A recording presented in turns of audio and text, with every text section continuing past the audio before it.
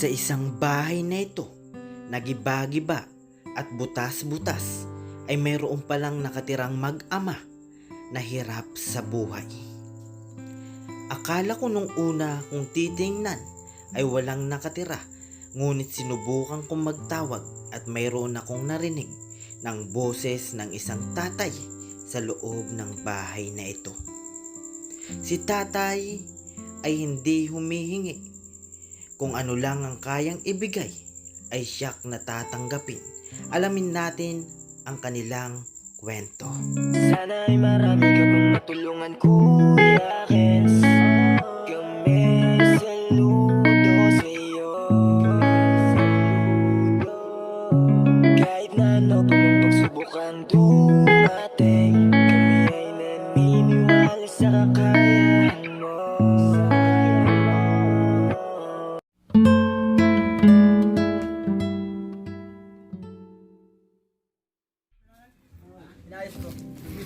Ayan mga kalinga po, ito yung bahay.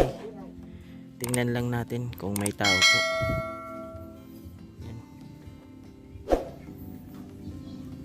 Ayan, grabe mga kalinga po. May nakatira pa po pala dito. Giba-giba na mga kalingap. Tsaka dito, trapal po dito. Ito, trapal. Antay-antay lang tayo mga kalingap. At may sumagot kanina pagtawag natin. Nasa CR lang daw po. Akalain mo mga kalingap, walang nakatira. Matutumba na po yung bahay. Ayan, dito si tatay mga kalingap. Nag-CR lang po. Matanda po pero hindi pa po natin nakikita mga kalingap. Nabubusisan lang po natin. Dito si Robin, oh. Saludo, tol.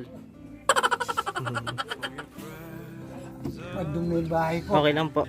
Ayan mga kalingap, andito po tayo sa bahay ni tatay. Ano po? Oh.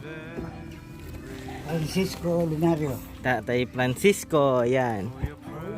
Ito po yung ano ni tatay, oh, bahay. Ayan. Ito lang. Saan po kayo natutulog, tay? Ayan o. At saka Wow, naman si tatay, dalawang oh. kwarto. May tulog po pala dito. Ah, May tulog. wala, yung anak ko. Tulog po. Wala. Yan dyan, oh, tulog po. Ha? Tulog. May tulog po dyan, oh. Ay. Hindi pa pala pumapasok. Kala mo po wala. O, Ayan po yung anak ni tatay, oh.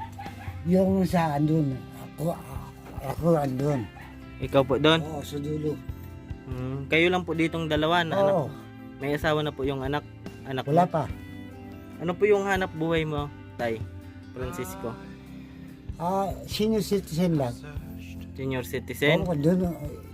Every 3 months dumarating ang honorarium. Saan po kayo nakuha ng pera? Ha? Ng pera pang araw-araw? Sa ito pag nakaka sideline marunong siya sa electrical eh. Yun po yung sideline niya. Oo. Mga Tap- pag-wiring po. Oo. Tapos sa pag ano yan, pag gabi, Opo. security siya. Lane security, naka-uniform. Sapat naman po yung ano nyo, pang araw-araw. Pwede. Pero alanganin na, tay. Ayan, dito si tatay Francisco. Pwede po makita yung kwarto nyo, tay? Sige. Ito mga kalinga po, yung bahay nila. Tunog lang. Ito po yung kwarto. Ayan, grabe po, grabe pala to, tay, yung kwarto nyo po. Yung kwarto nyo po, pag naulan dito, basa. Yung ano dyan, Ang PS lang. opo, napasok po, no? Oo. Ito yung bahay ni tatay, mga kalinga. Ang Grabe. CR yan. Ito po yung CR nila. Tapos yun po yung natutulog yung anak niya. Ay. Yan, tulog pa po. Sila lang po ditong dalawa. Ito pala, kala ko, nagalis na. Ano po trabaho nyo dati? Dating ko na ko, dating tawag niyan. Dating plain security lang. Opo. Tapos pagdating ng karanggalan baga nung panahon ng nung tawag yan. Nagkaranggalan, kasama ko sa pag natanggal. In His name I find, in His name I find, in His name I find the Marami pa sa baba. Opo. Yan po mga kalingap, si Tatay Francisco. Ano po yung pangalan ng anak nyo po? Romel, Romel. Ilang taon ka na po, Tay? 80. Iti, kayo na lang po ditong dalawa? Oo. May mga pagkataon po ba na di kayo kumakain? Wala naman. Mahilig di. Katabi ko, nagluluto. Nautang ka na lang po. Oo. Panay utang. Mga kalingap. So wala po kayong parang permanente na pinagkukunan ng pang-araw-araw. Wala. Grabe mga kalingap po. Yung sitwasyon nila ditong mag-ama. Oo. Yung mga kalingap po at dito yung natutulog yung anak niya. Oo, yan. Oh. Ayan po. Tulog po mga kalingap. Mamaya pa yan pa. Kala ko kasi kanina Tay, walang nakatira kasi yung bahay mo parang abandon na. Abando. Oo. Opo. Talaga, tatlong araw lang na walang kuryente. Pinutulan lang ako. Pinutulan po kayo. Grabe, Every 3 months na naasa na lang ako na sa senior citizen. Kung halimbawa po, wala pa yon utang lang po kayo ng pang-araw-araw nyo. Pang-araw-araw. Kasi yung anak nyo di naman permanente yung hindi naman trabaho. permanente yung trabaho. Grabe mga kalingap yung kalagayan dito nila Tatay Francisco. Ilang taon ka na po? 80. 80. Last na May po, mga 2nd, kalingap. 1944. Yung asawa nyo po, Wala na, patay na. matagal na po. Oo. 13 years na. Yung mga kamag-anak nyo po, alam po yung sitwasyon nyo?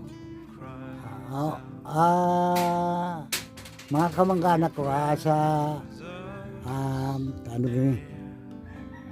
Kalasgasan. Kalasgasan. Alam po nila yung sitwasyon nyo po. Oo, pero minsan nakaka-utang. Opo. Hindi naman bigay. Utang din. Ay, pag alam din pero hindi naman bigay yung binibigay Oo. nila. Ano din, utang din Utang nyo din. sa mag-anak. Ay, Ganun talaga tayong buhay, kaya kailangan talaga natin magpursige, no? Oo. Yung anak nyo po, wala pa pong asawa? Wala pa. Mga ilang taon na po siya? Mga 19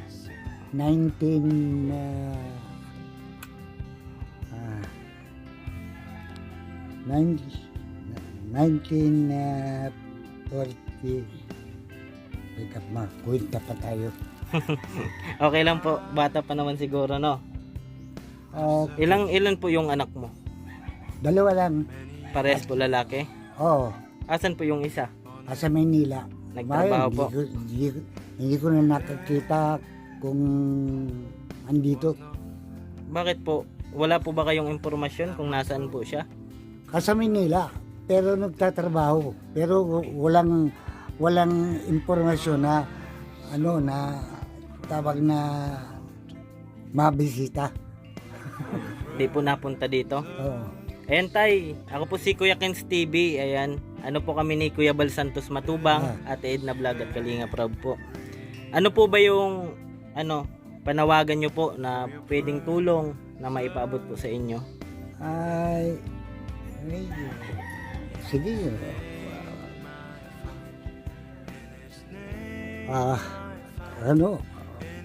Sige lang po. Kung maaari, hindi ko makita, malaman kung asan yung isa kong anak. Opo. Tapos yung pamangking ko, ganun din. Panay nagtatrabaho. Opo.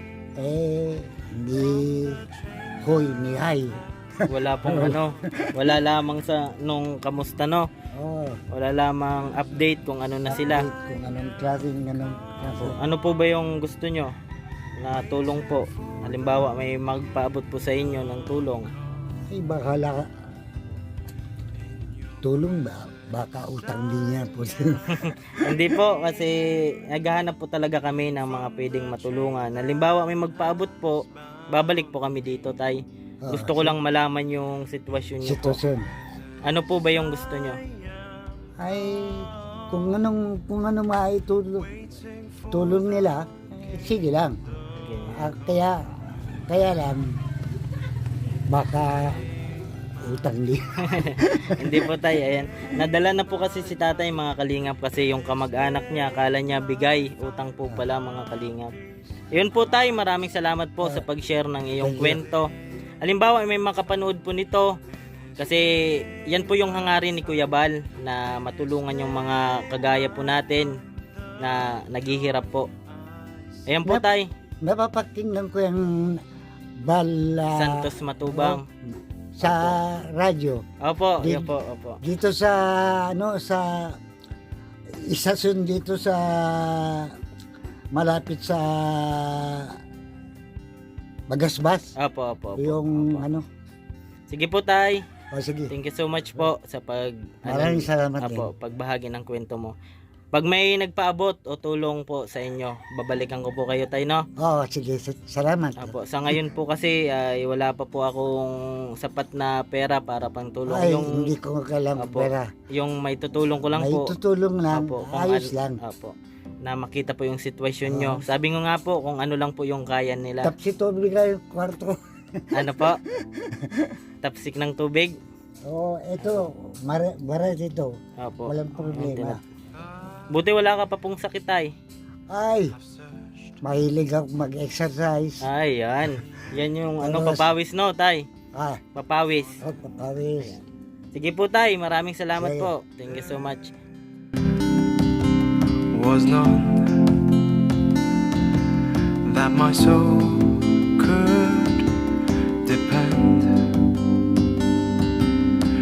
My soul cries out for your presence in here. This very hour, for your presence in here. Ayan po mga kalingap at nalaman po natin yung kwento ni Tatay Francisco. Ayan, 80 years old po mga kalingap at sila lang po doon na ama na nakatira at wala po silang permanenteng trabaho. Puro utang lang po mga kalingap yung pinagkukunan nilang pera. Ayan po mga kalingap, maraming salamat po sa pagsubaybay ng ating video ngayon. Ako po palang inyong lingkod, Kuya Ken's TV. Pasupport naman po ng aking YouTube channel mga kalingap. At syempre, palaging salamat sa ama ng kalingap, Kuya Bal Santos Matubang, Ate Edna Vlog at kay Kalingap Rab po. Shoutout din po kay Starax TV, Marius Vlog, Kalingap Gilbert, Kuya Regan Vlog at sa Team Kabisig po. Maraming salamat po mga kalingap. Lagi ko pong sinasabi, tumulong tayo sa iba kahit tayo kapos din tulad nila. Ayun po, keep safe and God bless sa ating lahat. Bye bye po. There was none that my soul could depend. Sige, iyak mo lang ang bigat na nararamdaman. Asahang may makikinig at may balikat na masasandalan. Para kahit papaano ikaw ay mapangiti sa simpleng paraan. Kanyang mga payo ay nagbibigay lakas para kayanin mo yan. Handang tumulong nang walang hinihinging kapalit. Kahit na gano'n man kalayo kanyang tatawirin, maiabot niya lang ang biyaya. Kung nalulungkot man ay ati dahil ligaya, kumakatok sa bawat